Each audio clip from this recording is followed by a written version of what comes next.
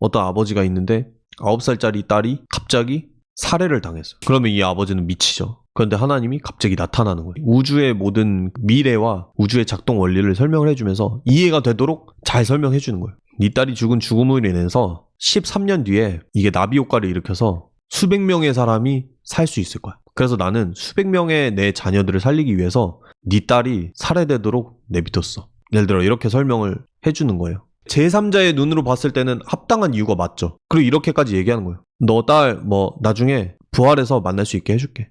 이해됐지? 해결됐지? 그러면은 이 아버지는 뭐라고 얘기를 할 수 있을까요? 요새 특별히 다마스커스님이 맞다고 생각되는 신정론 이론이 있으신가요? 예전에도 몇 번 얘기하긴 했지만 요즘 제가 생각하는 신정론 이론은 믿지 않는 사람들에게 설득력이 있는 이론은 아니에요. 아니지만 그래도 요새 생각하는 거는 둘 다 제가 만든 건데 첫 번째는 알고리즘 신정론이 있습니다. 알고리즘 신정론이 뭐냐? 이제 유비인데요. 우리가 유튜브 알고리즘 같은 것들을 봤을 때 알고리즘에는 분명히 어떠한 알고리즘이 있을 거라고 믿잖아요. 그러니까 영상 추천을 해주는 데는 분명히 어떤 기계적인 논리적인 AI적인 장치를 통해서 이것이 나에게 추천되는 것일 것이다.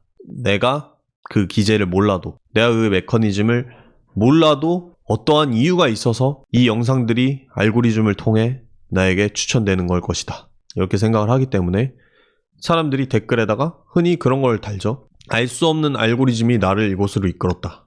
이게 굉장히 좋은 예라고 봐요.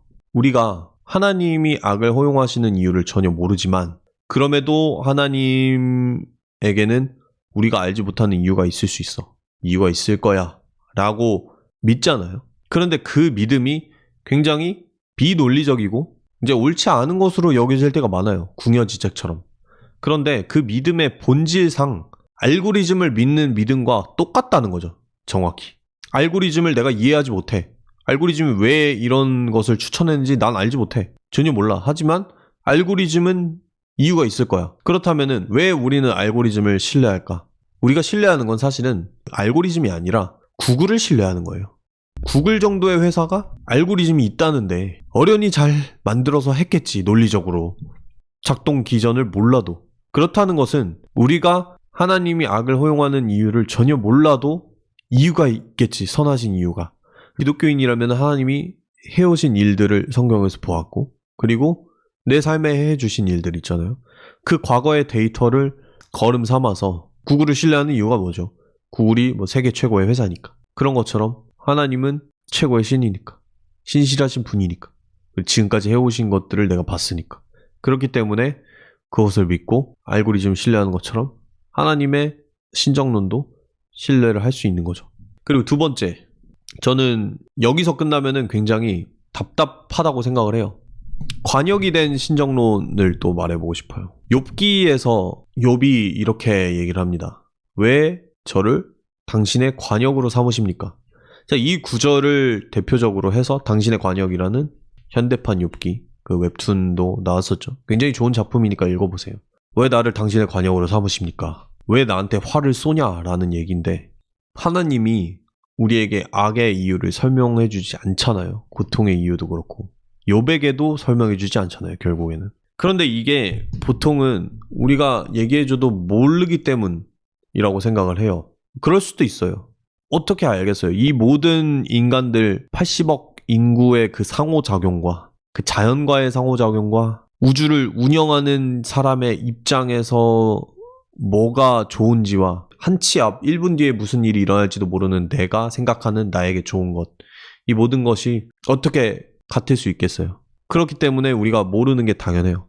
그런데 여기서 문제는 뭐냐면 대부분의 신정론은 그렇기 때문에 네가 입을 다물어라 라고 얘기를 합니다. 욥기 또한 그렇게 얘기하죠. 그런데 저는 욥기가 하나님의 완전한 본심이라기보다는 그 포로기 이스라엘의 하나의 신정론적인 실험이라고 생각을 해요.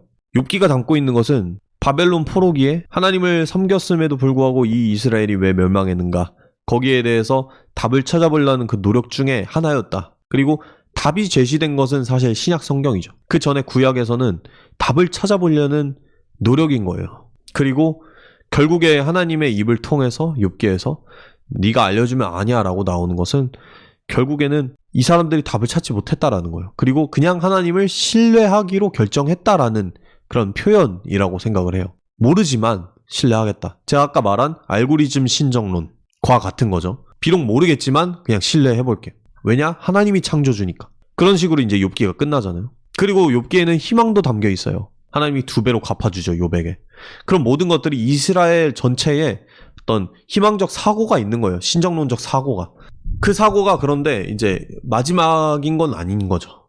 이제 크리스찬들이 가져야 될 마지막 신정론은 아닌 거죠.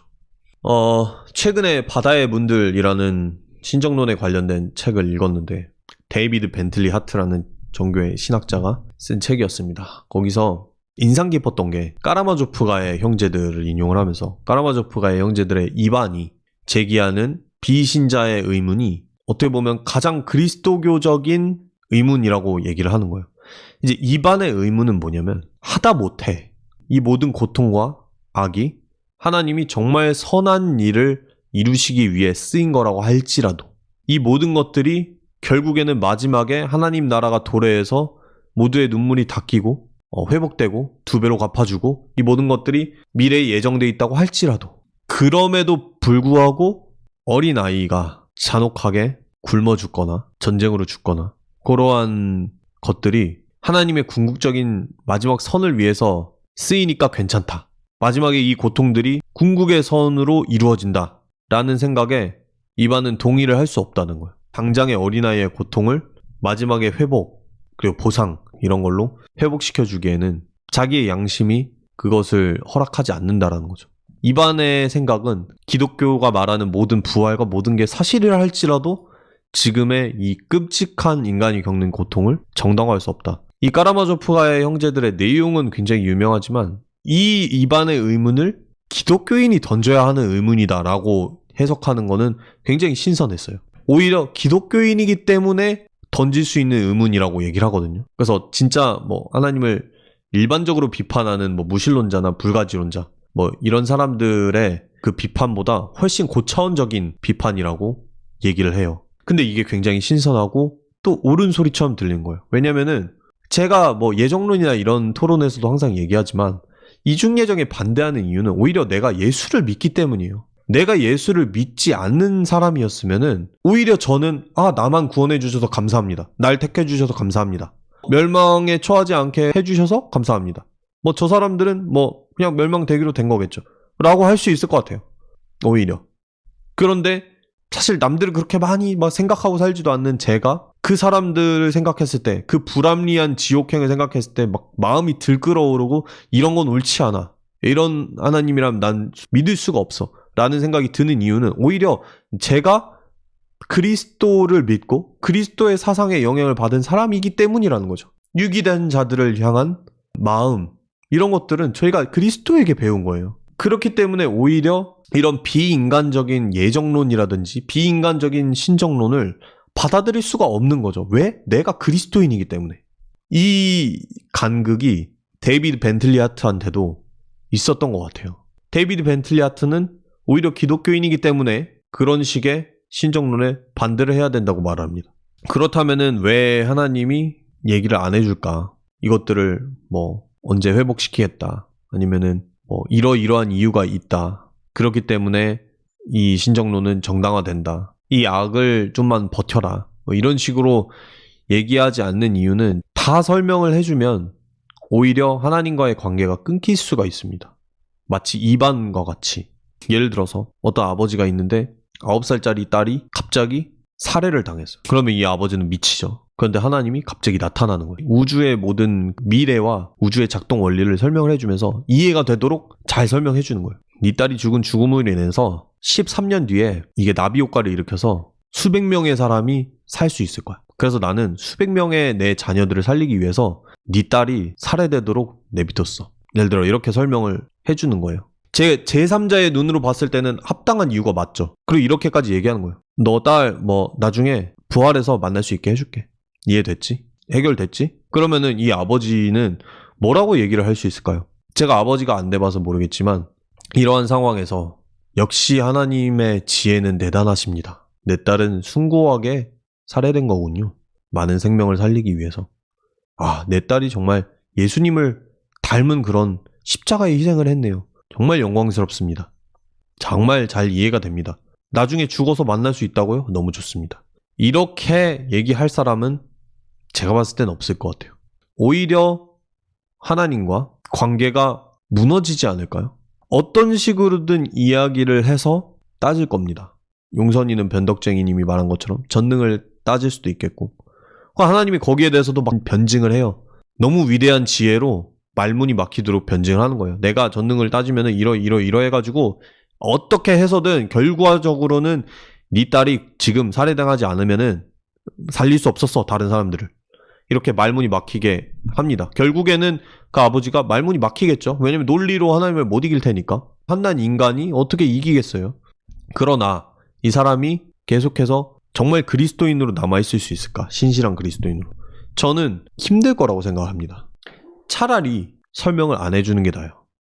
설명을 안 해주면 따지고 욕할 수 있잖아요. 근데 설명이 다 돼서 내 말문이 막혀버리면은 심장만 터지는 거예요. 논리적으로 할 말이 없어. 다 옳은 말이거든요. 하나님이 하는 말이 다 옳은 말이에요. 근데 딸이 살해당한 거에 대한 내 고통, 슬픔, 애통함 아무것도 해결되지 않았어요. 그게 이제 문제인 거예요. 인간은 그렇게 기계적인 존재가 아니기 때문에 악의 이유, 고통의 이유를 완벽히 이해되게 설명을 해준다 한들 인간은 받아들이지 않는다는 거예요. 받아들일 수도 없고 받아들이면 더 이상한 거죠. 몇백 명을 살리기 위해 내 딸이 살해당했어, 잔혹하게. 그거를 받아들이는 게 더 이상한 거 아닌가요? 그러다 보니까 저는 하나님이 우리한테 설명해주면 우리가 이해하지 못해서도 있지만 설명하지 않는 거라고 생각해요. 그냥 거기서 관역이 되셔서 욕을 먹는 거예요. 크리스찬들이 하나님 욕을 제일 많이 하죠. 왜냐면 관계가 있으니까 제대로 욕할 수 있는 거예요. 기껏 해봤자 비신자들이 하나님 욕하는 거는 뭐 사막 잡신이다 뭐 이런 식으로 조롱하는 것밖에 없어요. 그런데 진짜 기독교인들이 하나님 왜 그러셨습니까 하면서 따지는 거는 묵직하단 말이에요. 그래서 하나님을 가장 많이 따지고 욕하는 거는 기독교인입니다. 그런데 그 욕을 그냥 관역이 돼서 받아내고 있는 거예요. 그리고 마지막 때가 됐을 때 진짜 죽음을 하나님이 다 이겨내고 그 악에 대해서 완전히 승리했을 때 그때 우리가 조금이나마 이해할 수 있게 될 거라고 생각해요. 그런데 거기 가기까지가 너무 어려운 거예요. 그래서 하나님은 우리에게 신정론을 설명하고 변증하지 않는 거예요. 그래서 저도 이 이상 나아가서 전통적인 신정론으로 변증하지 않는 거예요. 예를 들어서 하나님에게 큰 뜻이 있을 수 있다. 그러니까 악이 허용될 수 있다. 아니면 예를 들어 라이프니츠의 신정론처럼 지금 이 세상이 그나마 만들 수 있는 최고의 세상이었어. 이런 설명들은 아무 도움이 안 됩니다. 심정적으로. 고통을 겪고 있는 사람들에게. 논리적으로는 그게 옳을 수도 있어요. 근데 옳아도 화가 나요. 사람들은 되게 막 논리적으로 팩트를 들려주고 팩트적으로 이해시켜주면은 감정적으로도 다 해결이 될 거라고 생각을 해요. 근데 만약에 그랬으면은 지금 너 T발 C야? 아니면 뭐 팩트 폭행 뭐 이런 말들이 성립이 안 됐겠죠. 옳지 않아서 데미지를 입는 것보다 옳아서 데미지를 입는 경우도 굉장히 많습니다. 하나님은 팩트 폭행을 하지 않아요. 하나님은 그냥 자기가 폭행을 당하십니다. 그리고 그것이 악의 현장에서 문매를 당하는 죄 없는 분이 결국에는 인간들을 위해서 문매를 당하는 그 관역의 이미지가 결국에는 십자가로 연결이 된다고 생각합니다. 십자가에서 그 모든 악을 본인이 짊어지고 받아내시죠. 그 모습 자체가 평소에 하나님이 신정론적으로 하고 계신 모습이 아닌가라고 생각을 해서 요즘의 십자가 사건은 우리의 죄사함이고 대속이기도 하지만 동시에 우리의 울분을 받아내는 장소입니다. 죄 없는 분께서. 물론 이게 뭐 고통받는 사람들이나 그런 사람들에게 만족되지 않을 수 있지만 이제 화가 날 수도 있죠. 근데 그 화를 내는 것까지가 이 포함된 신정론이라는 거예요. 하나님한테 화내고 왜 이렇게 하셨습니까? 왜 이렇게 악이 많습니까? 왜 내 딸 데려가셨습니까? 라고 화내는 것까지 포함된 신정론을 말해야 한다고 생각을 합니다. 왜냐면 그것들을 하지 못하게 한단 말이에요. 어느 교회는 특히 근본주의적으로 빡센 교회로 갈수록 하나님한테, 토기장이한테 토달지 말라 그래요. 근데 제가 생각하는 하나님은 토 달아라. 와서 변론하자. 따져라. 침묵, 사일런스 영화 마지막에서 예수님의 그 형상이 한 말처럼 나를 밟아라. 내가 이를 위해 세상에 왔다. 그 정말 깊이 있는 이야기인 것 같아요. 그래서 결국에는 하나님의 그 멘탈리티가 아닌가, 그게. 차라리 나를 밟아라. 그렇지 않으면은 그 많은 분노와 고통이 서로를 향할 거 아니에요. 그거를 견디기 어려우신 거예요. 왜냐면 하나님은 진짜 사랑이시니까. 그래서 하나님에게 토달지 마라. 신본주의다. 하나님을 그렇게 인간의 감정으로 판단하지 말라. 이런 신학들이 어떻게 보면 가장 심각한 신성모독이라고 생각하는 거예요. 왜냐면 하나님이 하시고자 하는 마음을 무시하는 처사라고 생각해요. 하나님이 우리에게 보여주시고자 하는 것, 십자가를 통해 보여주시는 것, 성육신을 통해 보여주시는 것, 내가 대신 당하겠다. 내가 너희들이 고통당하는 게 싫어서 내가 고통을 당하겠다라는 게 하나님의 뜻이잖아요. 근데 하나님 안 됩니다. 못하게 하는 거예요. 그 못하게 한 인물이 누가 있을까요? 베드로가 가이사랴 빌립보에서 주는 그리스도시요 하나님의 아들이시나이다 한 다음에 예수님이 기뻐가지고 고난당할 것에 대해서 얘기를 하죠. 베드로가 멱살 잡죠. 예수님 그러면 안 됩니다. 얘기하죠. 그리고 듣는 얘기가 사탄아 물러가라입니다. 사탄아 물러가라. 베드로는 좋은 마음이었겠죠. 예수님같이 그렇게 고귀하고 선하신 선생님께서 바로 이전에 얘기했잖아요. 주는 그리스도시요 하나님의 아들이라고 얘기했잖아요. 그리스도시요 하나님의 아들이 어떻게 그렇게 고난받고 죽을 수가 있어? 그건 신성모독이야. 메시아가 어떻게 적들한테 죽을 수가 있어? 난 그런 거 못 받아들이겠어. 그리고 이제 예수님한테 그러면 안 된다고 얘기했는데 사탄아 물러가라라는 소리를 듣습니다. 이게 시사하는 게 굉장히 많다고 생각해요. 우리의 신앙 형태 그리고 신론에 대해서 지나치게 하나님을 높인다고 하느라 하나님의 인격성을 말살해버렸어요. 하나님의 인격을 말살하면 우리는 하나님과 관계를 맺을 수가 없고 반대로 우리 자신의 인격을 말살해도 하나님과 관계 맺을 수 없습니다. 인간성을 거세하는 그런 신앙에서 머무르면 안 돼요. 인간성을 오히려 높이고 그 근거를 하나님으로 둬야 됩니다. 하나님이 회복시킨 인간성, 하나님이 형상으로 지으신 인간성, 이것이 참 아름답구나. 그렇잖아요. 자매의 모습 속에 보이는, 형제의 모습 속에 보이는 하나님 형상 아름다워라. 찬양도 있잖아요. 그런 것처럼 너의 인간성을 보니까 인간으로서의 너가 참 아름답구나. 근데 하나님의 형상이 있어서 아름답구나. 그렇게 가야지. 하나님이 사랑하신 인간을 감히 인간이 안 사랑하려는 거예요. 그러니까 하나님 인간을 그렇게 사랑하셔서는 안 됩니다. 우리와 존재의 차원이 다르신 하나님께서 어떻게 인간을 인간적인 차원에서 그렇게 사랑하시고 공감하십니까? 라는 말은요, 인간이 하는 말이 아니라 사탄이 해야 되는 말인 거예요, 그게. 그러니까 사탄아 물러가라 하신 거 아니에요. 인간성을 파괴하려는 신앙적 언어로 그걸 가리려는 모든 시도는 사실은 본질적으로 사탄이 하려는 것들입니다. JJJ님께서 믿는 자에게 합력하여 선을 이루시는 주님은 악도 선하신 목적으로 허용하신다고 생각하는데요 라고 하는데 저는 사실은 동의하기 조금 어렵습니다. 여기에는. 주님이 원치 않는 상황이 있다고 생각합니다. 왜냐면 그렇지 않으면 성경을 읽을 수가 없어요. 하나님의 모든 자작극이 됩니다. 성경에 나오는 모든 비극과 모든 것들. 지금 당장 떠오르는 걸 한번 들어볼게요. 예를 들어서 소돔과 고모라에 있어서 하나님이 소돔과 고모라의 사람들이 죄를 지었기 때문에 심판하는 게 아니라 소돔과 고모라의 사람들을 심판하기 위해서 소돔과 고모라 사람들을 죄를 짓게 한다. 이게 하나님 상을 얼마나 이상하게 만드는지 한번 생각해 보세요. 아까 열심히 설명한 그 신정론 100몇 명을 살리기 위해서 9살짜리 딸을 참혹하게 살해되도록 뒀어. 근데 내가 더 큰 선을 위해서 계획한 거니까 선한 거라고 너는 받아들여야 돼. 이 비인간성이 기독교가 말하는 거라고 생각하지 않아요. 그런 하나님이면은 세상을 이토록 사랑해서 독생자를 주실 이유가 없어요. 그리고 그 독생자가 십자가를 지실 이유도 없고요. 하나님은 악이 발생한 거를 모든 거를 협력해서 선으로 돌리실 수 있는 분입니다. 그리고 그렇게 돌리시고 계시고. 그러나 선을 행하기 위해서 악을 발생시킨 하나님은 저는 믿을 수 없습니다. 인간적인 생각이라고 많은 사람들이 인본주의적으로 담회생님은 인간이 이해가 되는 신만 믿으려 하시네요. 신분주의적으로 좀 더 성령의 눈을 열어서 보시길 바랍니다. 자기가 무슨 말을 하는지도 모르면서 상투적인 교회의 언어를 늘어놓고 있는 거예요. 예방주사로서 이런 인간적인 하나님과의 씨름이 있어야지 마치 야곱이 야복강가에서 하나님과 씨름하듯이 그게 있지 않고서 그냥 하나님은 무엇을 하든 위대하신 토기장입니다. 이런 분들이 신앙을 가장 먼저 떠나요. 어려움이 닥쳤을 때. 그러면서 그게 좋은 신앙이라고 생각을 해요. 좋은 신앙이라고 생각하고 그걸 누리는 건 좋아요. 그럴 수 있죠. 근데 남들에게 그걸 강요해요. 하나님과 씨름해보는 사람들에게 하나님과 어찌 감히 씨름을 하느냐?